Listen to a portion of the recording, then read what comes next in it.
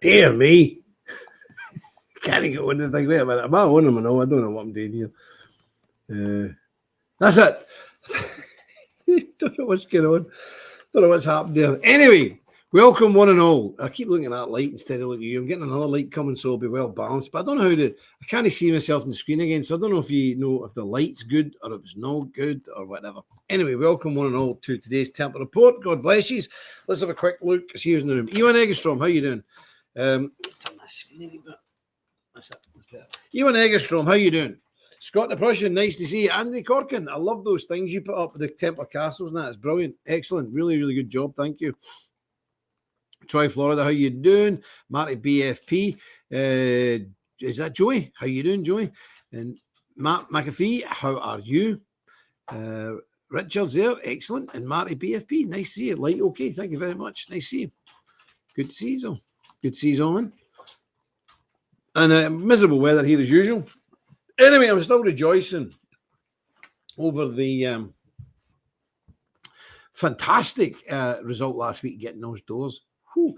I mean, sadly, the doors are the least of worries. You get the framing and all the rest of it now. But anyway, we've got the doors, and it's excellent. And praise the Lord, it's really, really good. And we're cracking on a pace in there. And it's an interesting thing, you know, we don't have a lot of stud walls in there, but between the bedrooms are stud walls. So what we've done is this. We've insulated between the stud work, okay? Then we've put the double bubble stuff on each side. Then we have put a layer of plasterboard, drywall, then another layer of bubble, and then another half-inch plasterboard. It's just to dampen down the noise and all that, and make the walls a bit more rigid. It's an incredible job, but time-consuming and expensive, but it's got to be done because you don't want noise traveling between two main rooms, you know. Anyway, let me read you a bit of scripture today. This is an interesting bit. I bet it's been fun doing them. Gail's Force is in as well. God bless you. I want you to read this wee bit. We're in Acts of the Apostles, chapter 17. It's a wee bit I'm going to read to you.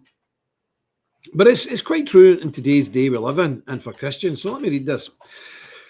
Now, when they had passed through Amphipolis and Apollonia, they came to Thessalonica, where there was a synagogue of the Jews. And Paul, as his manner was, went in unto them, and 3 Sabbath days reasoned with them out of the Scriptures, opening and alleging that Christ must needs have suffered and risen again from the dead, and that this Jesus whom I preach unto you is Christ. And some of them believed and consorted with Paul and Silas.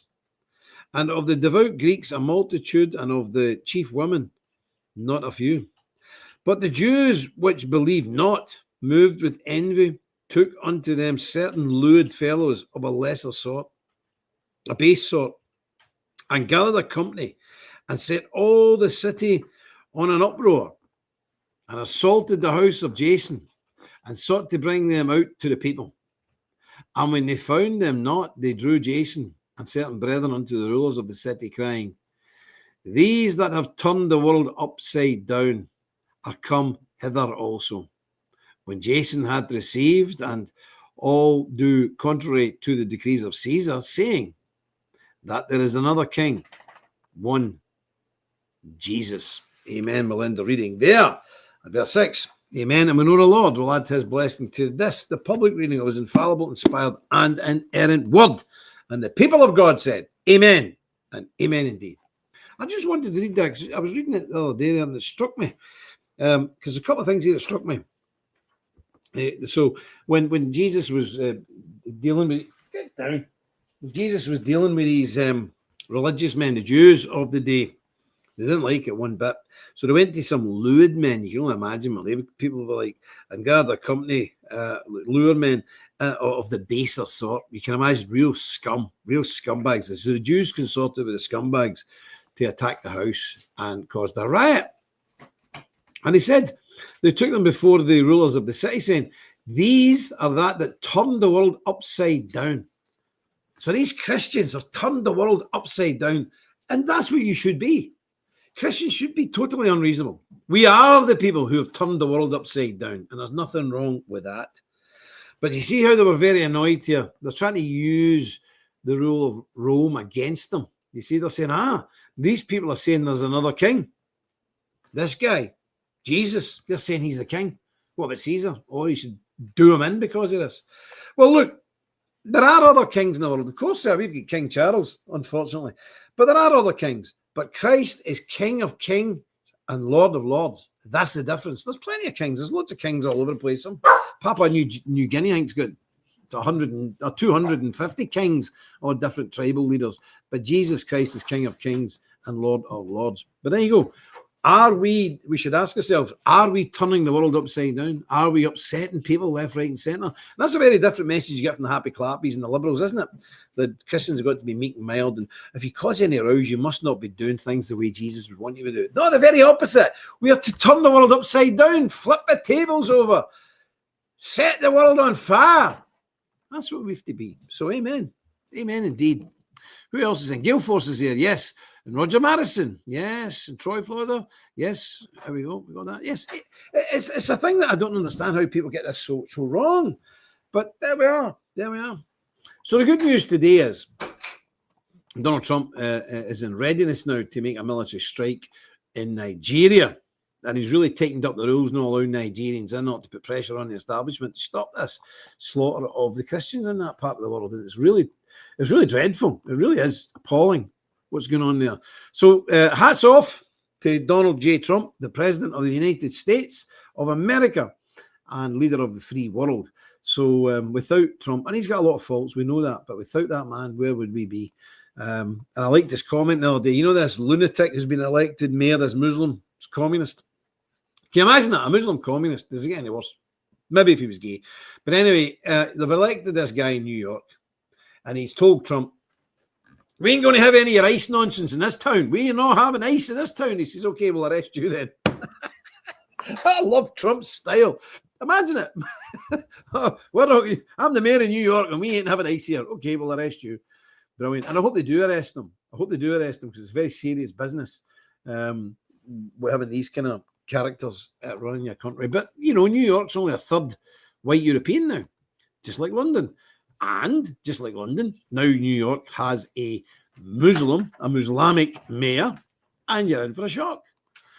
Because within 10 years of Sadiq Khan, that's the Muslim mayor of London, who's on the surface dresses like a Westerner, supposed to be liberal, Western democracy and all that. Nah. That's all a front. That's all hidden. Same with this guy in New York. In fact, he's even worse. I don't think Sadiq Khan's a communist, but he's just a ratbag. But this guy in New York's even worse. Well, within 10 years of Sadiq Khan taking over the mayorship of London, this is what London looks like now, regularly, week in, week out. And this is just the women. Have a look.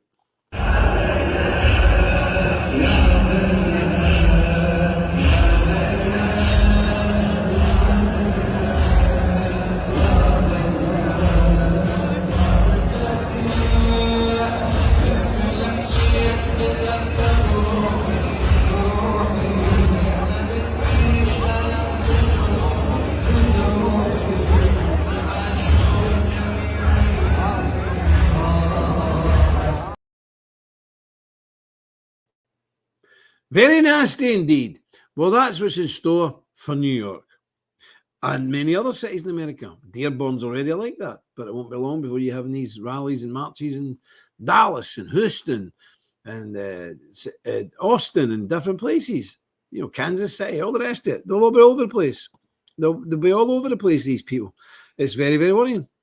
Yep. Ewan says it will become like London. It certainly will. Just the same. And that's your future, I'm afraid. This is what's happening. And it's very difficult. It's very difficult indeed. But we must persevere. I almost feel like one of these Old Testament guys. It is written. It is written. And again, I honestly believe in my heart of hearts that this is all divinely appointed, because in the Bible, we have a thing called the sin cycle.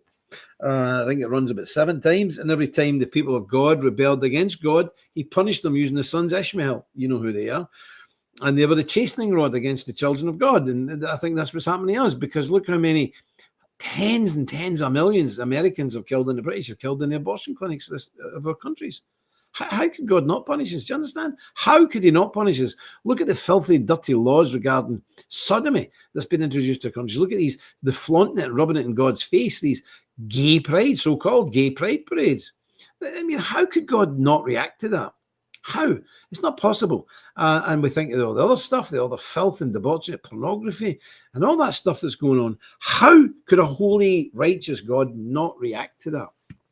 Well, it's impossible, and that's what's happening. And even in our personal lives, if we go off the path, which we all do occasionally, some of us go off it more occasionally than others, and some jump into more mud than others. But anyway, there's no hierarchy in sin.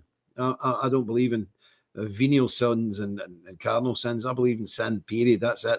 And I don't think one sin's worse than another, but it just depends. Some people have got capacity to sin far more than others, and that's one of those things. But sin's sin, and let's be clear about that. And when we do that, God punishes, doesn't he? I'm sure you can think of a time in your life when you went off the rails and then stuff's happened to you. And you think, wow, that's God kicking you up the butt and putting you back in line.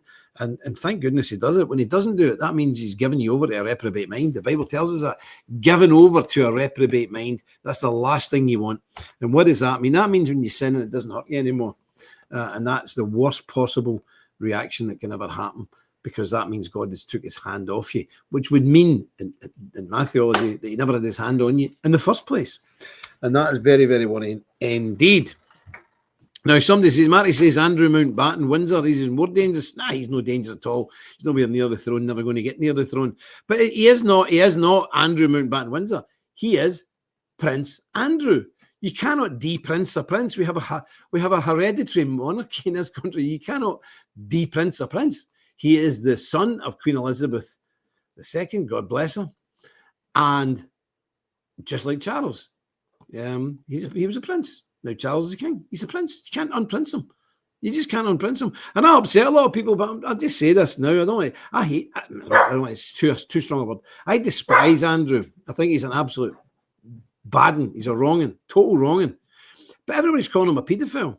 Where is this coming from? In this country, in Britain, up until the Second World War, the legal age for sexual conduct was 13. Now it's 16.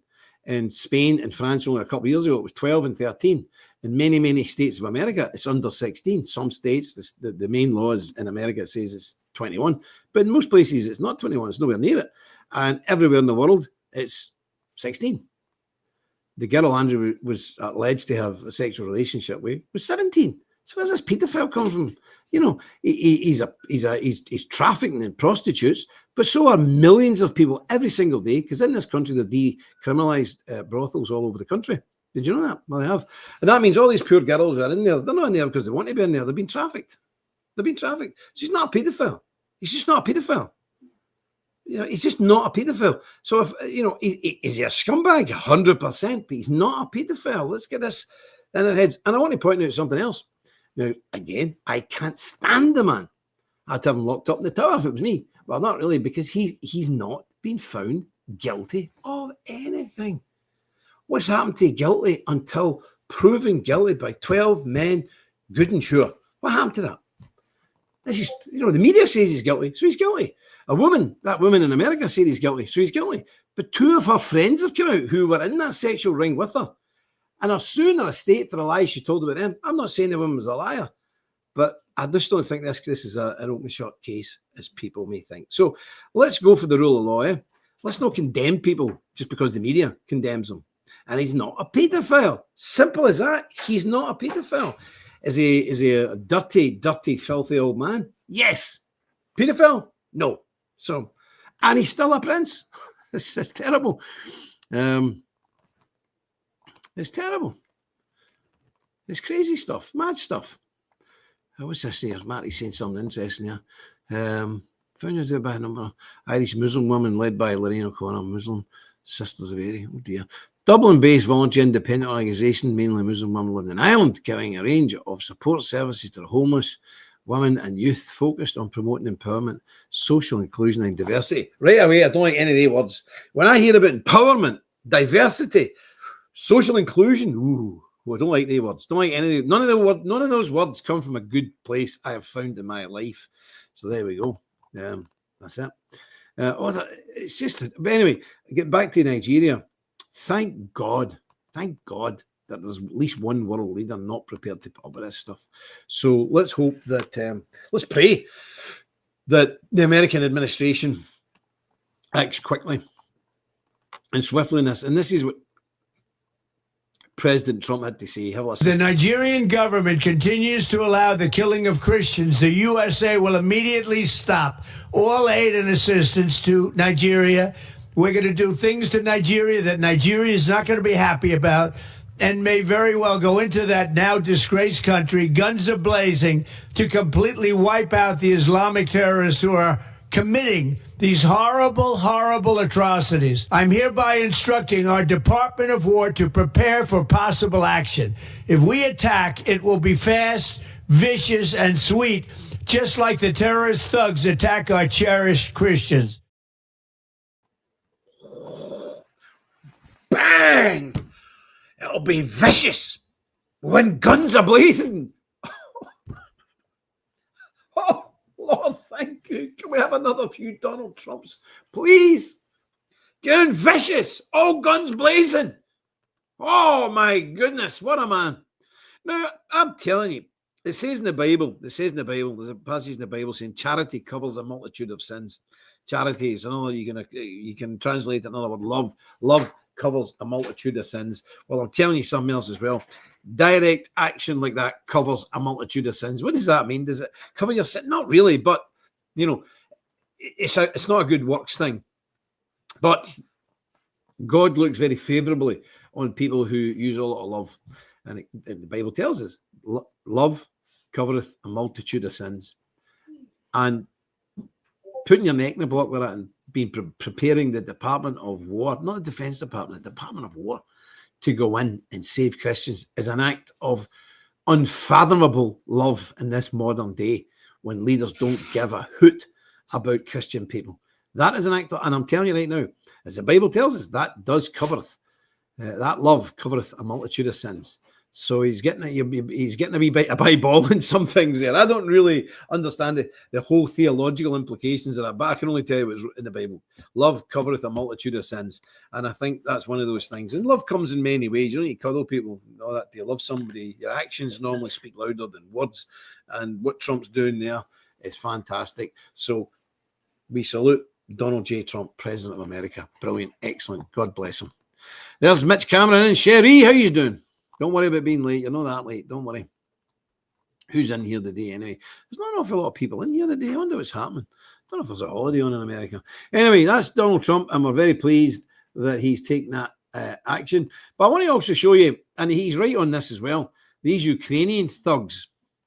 And have you noticed there's not many people with the wee emojis anymore, the wee Ukraine emojis? There's not many of them about now because people have eventually got the message. These people are crazy Nazi maniacs, as we told you several years ago. And if I remember right, some people in the Templar Order were not happy. They said, I don't know about this. I think he may have misjudged this. No, there's very few things we misjudge because we have consensus of very old and wise people. In fact, I'm one of the old team. I'm one of the younger ones. So old people tend to know things because they've been about. And remember, we're not based in Britain or America. We have many, many, many solid members, Brother Peter Imrie and Dr. Imrie, based in Eastern Europe. They know the score. They know the score. So we have people all over the world who know things. And we called it out at the time that Ukraine was a basket case, that Zelensky was a con artist and a warmonger. And we were right. Here's what's happening here in an Orthodox church when the Ukrainian army thugs come in because they don't like this church being... because most of all of Ukraine used to be under the Russian Orthodox Church, and they take a dim view of that. It's like getting into a Catholic church in America and attack everybody because they're under the See of Rome. And that's the thing. It's outrageous. But anyway, have a look at this. And anybody who's still got a Ukraine emoji on their timeline, send it to them.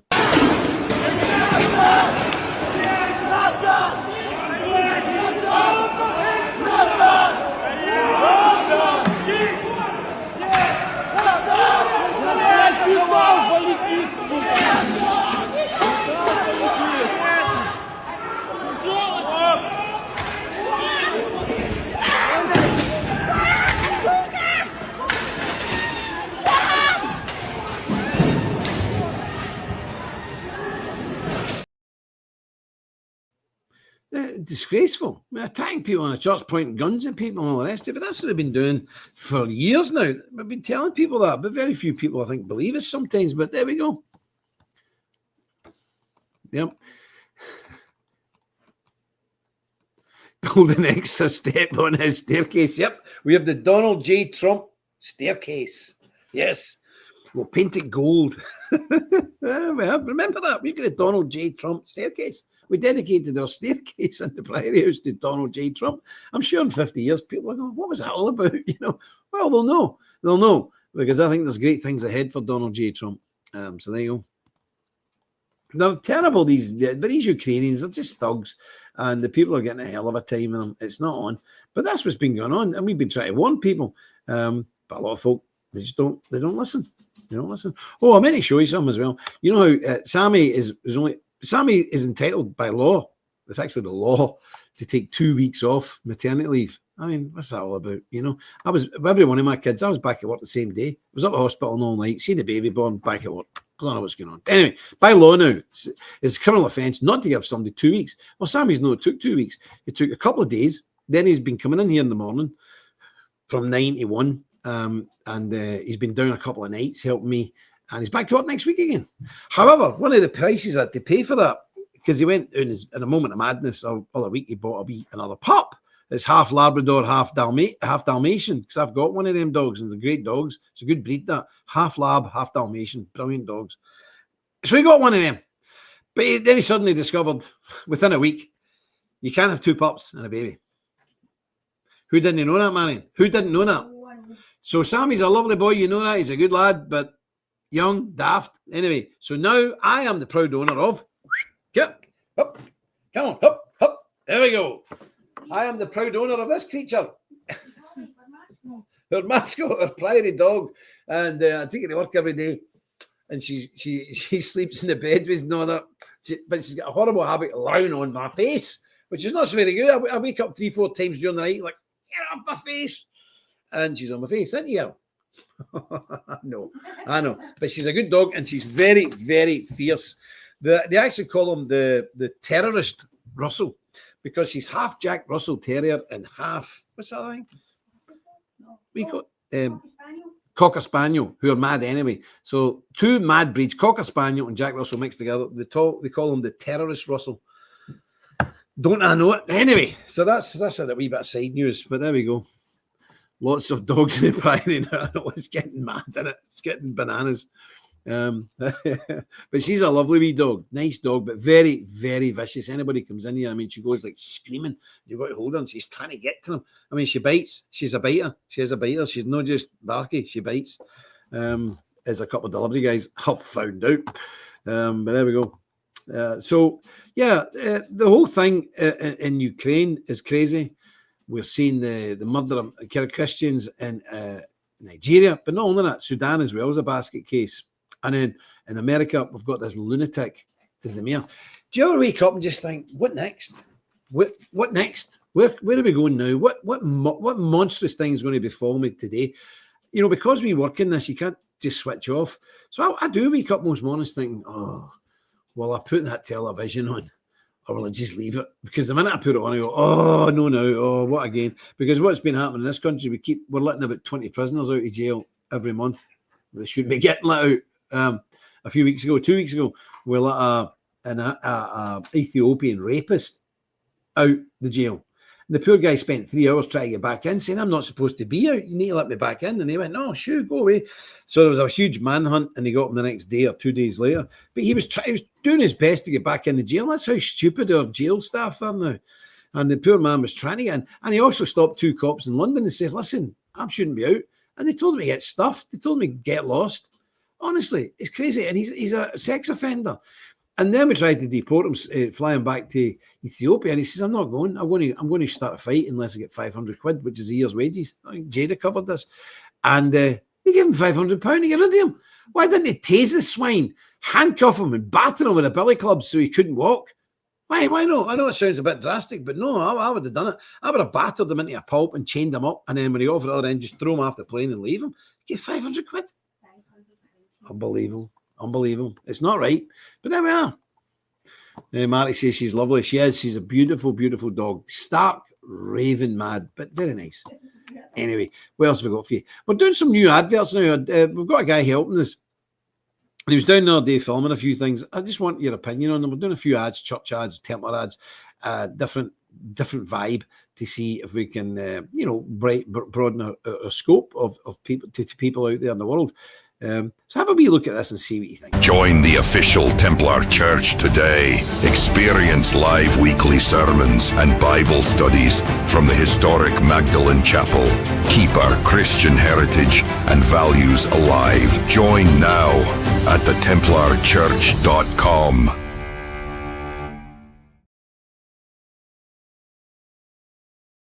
I don't know what you think of that accent. It's a very strong Scottish accent. It's not me putting on a voice. But I sound quite like that, doesn't it? That sounded, isn't it me? It's an AI voice. But I don't know what you think of that. Do you like it? Yeah. David Lammy, he's mental. I don't know what you think of that. But that's just one we've knocked together. Here we go. I think it's okay. And, there are people coming in. Quite a few people coming in. We're still strangled on the TikTok. Last month we went absolutely mad with that thing. But we're now broadcasting, even right now, to 2. We've actually got 2 YouTube pages because our original YouTube page, 8,500 people on it, is dead. So I've started up another one because that other one is dead. I don't know if it's been shadow banned, permanently banned. I don't know. But a lot of right-wing people are getting back onto YouTube. So we're trying it and we'll see if that works. Don't know if it will. Don't know. We'll see. Anyway, Mitch, no, YouTube. That's why I don't broadcast YouTube. Anyway, we'll wait and see. Wait and see how we're going. Don't know. We'll see. Anyway, with these things that's happening, you and I, we all know that the West is heading in one direction. We know that it's heading in one direction. And, the demographics are appalling. I seen a guy the other day, he said to me, no, Poland's really good and Hungary's good. Look, Poland's demographics, Poland's birth rate is lower than Britain. It's 1.26 or something. Britain's 1.4 something. It's worse than Britain. By the way, that's including immigrants in Britain, mind you. The actual English birth rate is like 0.8. It's the same as Spain. It's off the charts. So Poland's not good. Poland's dying. And Hungary's doing well. No, Hungary in 50, 60 years will be a Roma, gypsy, majority country. So nobody's doing good. Just Poland and Hungary don't let the immigrants in. So, the countries will just cease to exist at some point in the future. So that's it. But they won't, because what they'll do is they'll panic and they'll bring people in. You know that. I know that. So that's the way it is. That's the way it's going to be. But, in times of trouble and whatnot, and somebody brought it up to me the other day, what do we do when the phones go down or the internet goes down? And I think some of our guys, we've got a lot of preppers here and ham radio people. We really do need to look into a serious look into some kind of mechanism, relay system, where we can keep comms in times of some kind of emergency like that. Now, I don't know a lot about that stuff, but I would ask anybody who's got that experience to go and look into it. Don't come to me and hit me with all this crazy statistics. I won't understand a word of it. Work it all out and say, this is how we could do it. This is what we can do, and this is how we can do it, and have it all costed and organised rather than just a wish list, because a wish list means nothing. So if anybody's out there that can do that, yeah, if anybody can do that, I would really appreciate that, because we really need to think of something. Now, we've got form for this in Northern Ireland, because we had the technological advance. When the Scots came here, we were fighting vicious wars with the Irish, and of course, we were the tiny minority, and the Irish were the majority. So they would attack farmsteads, just like the Wild West with the Indians. They would attack farmsteads and wipe people out. Nobody would know about it until they went to go and visit their neighbours, and they were all dead. So we invented a system in this country using a thing called a lambeg, which is a giant war drum with very tight goat skin on it. And you rattle it and you can hear it 10 miles away. And each family has their own particular beat. So if I come out and I hear a beat, they can carry up to 10 miles, which is not great nowadays. But back in the day, back in the 1600s, it's a lot. So I'd go out and go, I can hear a drum. Who's that? Oh, that's Johnny Smith. That's Johnny Smith's drum. He must be getting attacked. And then all the people round about could rush there to try and offer assistance and try and defend the homestead. So we've had that for 300 years. Incredible, isn't it? And I'll show you what it looked like. Now, this is interesting, because This one here, I'm going to show you. Me, Nick, and Jada Franson were actually there that day. We're standing over on the left-hand side. There's a kind of covered area. We're over there. We were at this. Yeah, we were at this. It was just before, was it before COVID or the year? I don't know. It was around about 2021, something like that. We were there. And these are the Lambeg war drums. And obviously you're taught father to son. They died out a bit, especially in the urban areas. Like this is in the outskirts of Belfast. So it died out here. But thankfully, we've now a Lambegging class, a school in the militia hall. And there's about a dozen young fellas all learning it. And we have them out now every year. And I'm seriously considering signing myself up to the class.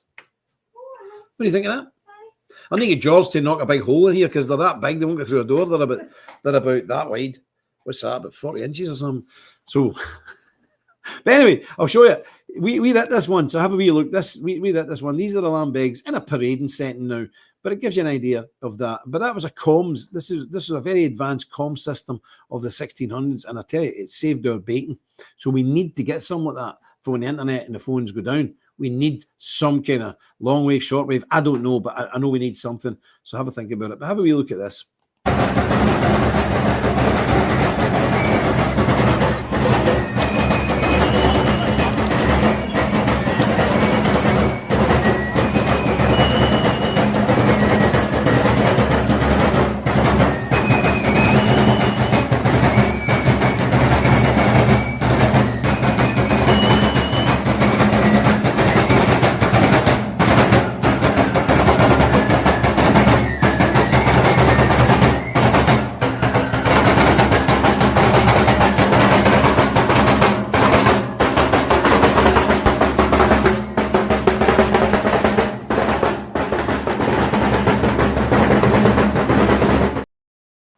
Yeah, we're standing over there.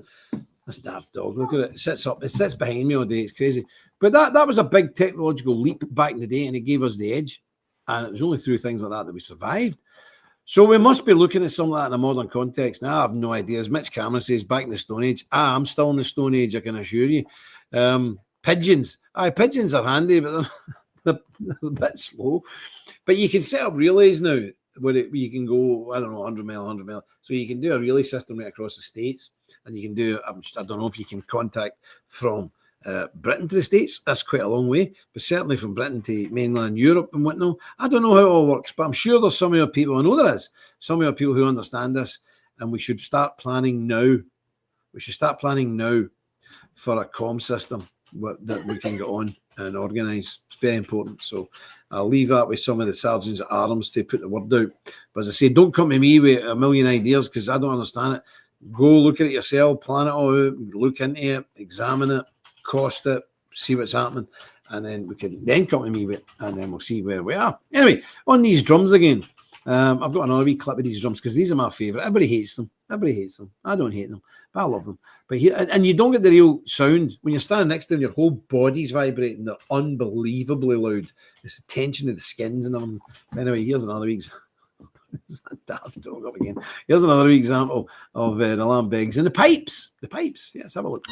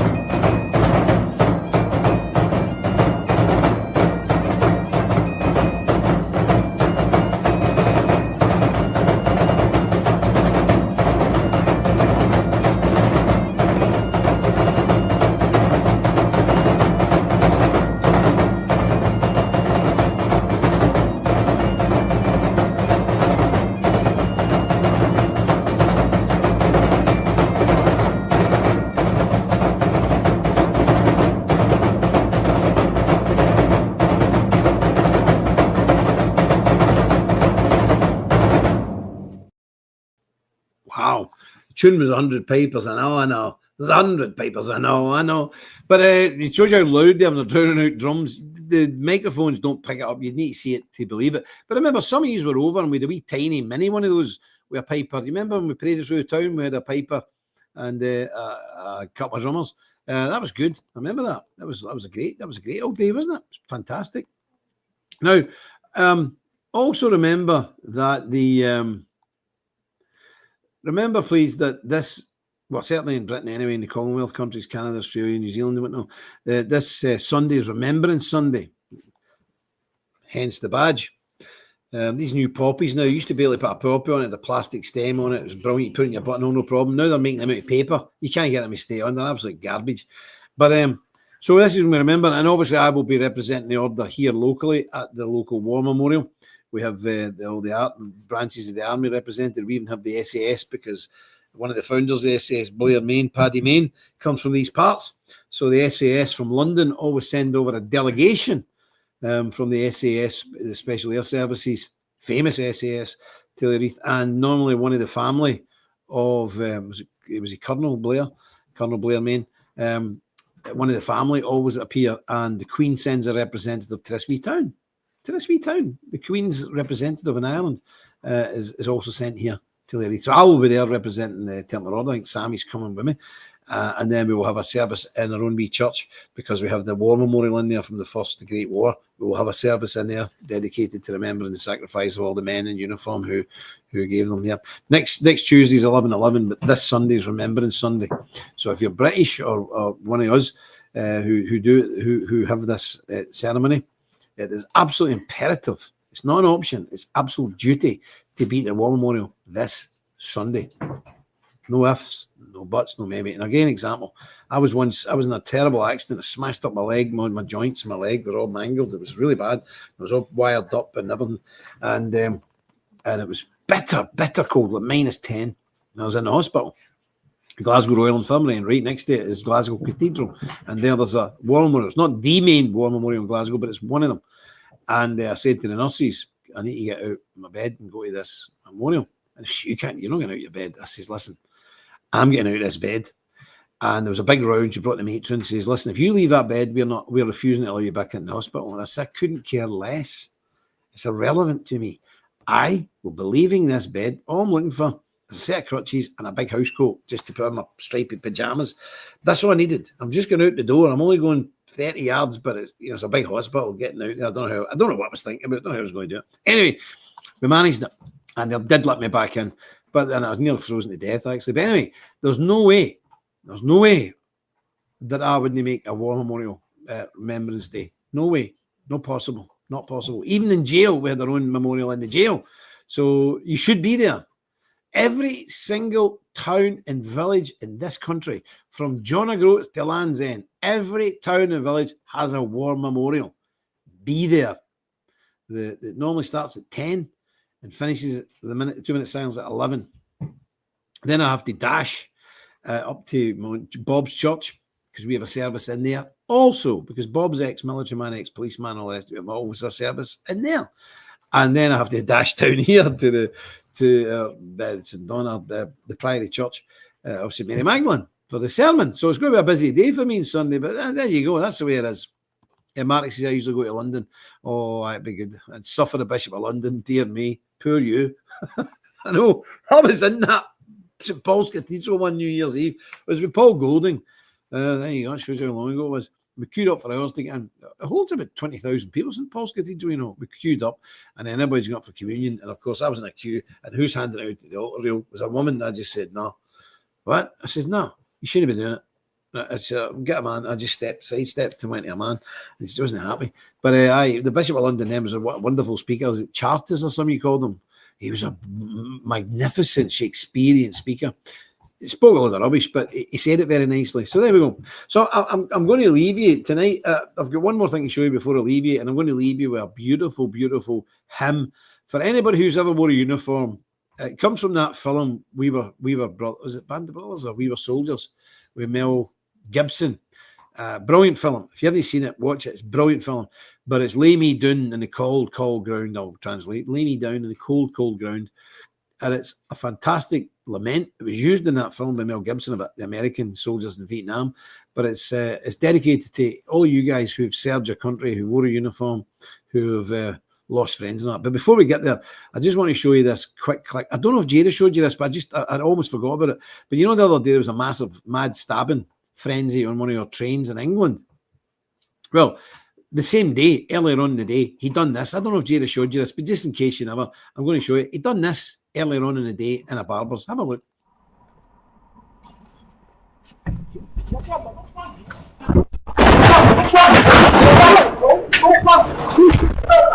can just call you out. I'm busy, bro. And we can catch business. I see what I have to see, bro. You, I'm allowing you, bro. Don't, bro. How I need to do, you are moving, bro. Man.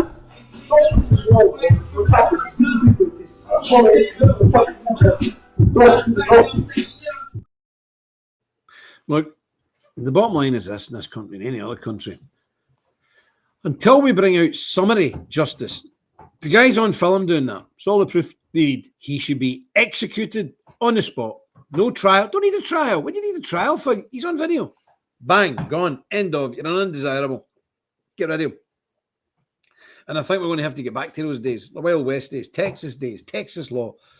Did he do it? Yep. Boom. Gone. That's it. We need to get back to those days. Okay. Jada did show. Okay. Okay. Excellent. But you know, this is what we're putting up with now in this country and in your country. It's just unacceptable anymore, isn't it? It's just unacceptable. It's unacceptable behaviour. But this is why we need guns. Everybody needs guns with this kind of thing. Anyway, I'm going to leave you now. And I'm going to leave you with this beautiful thing. I'd ask anybody who's ever wore a uniform in their country. And, you know, in these two wars we were together, Americans were very, very, very late in the first war, a bit late in the second war. But anyway, it made a big difference. So thank goodness. God bless you.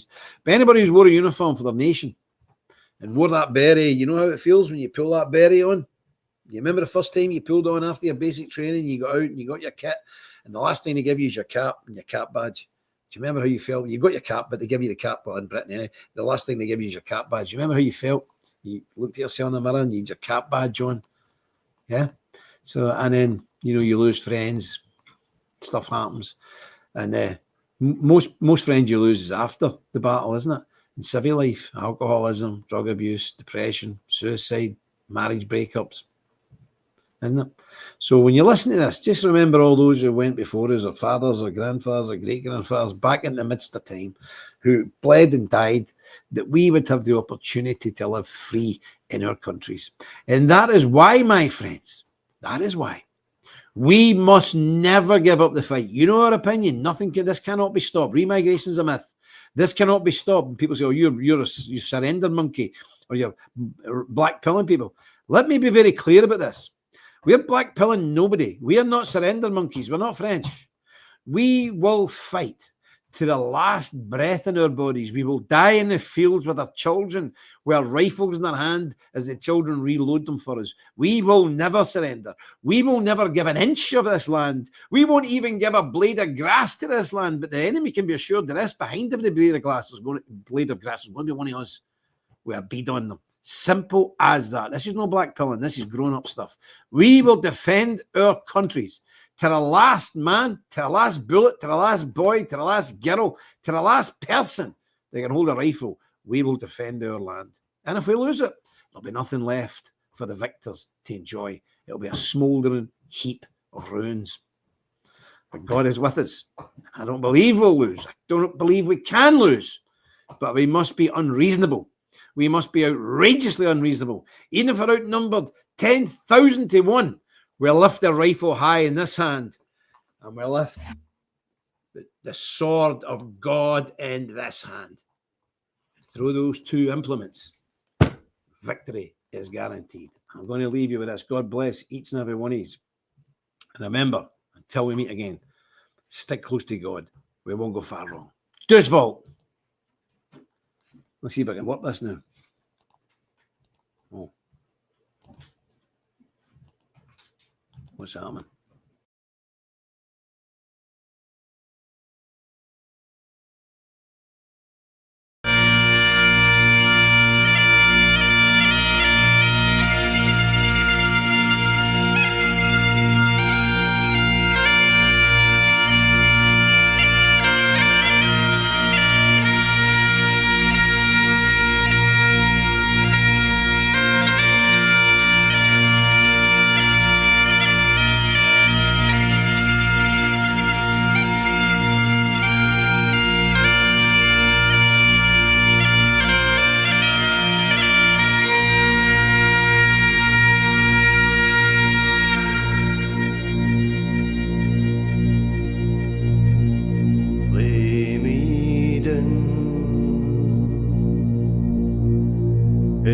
Nicol Colgren,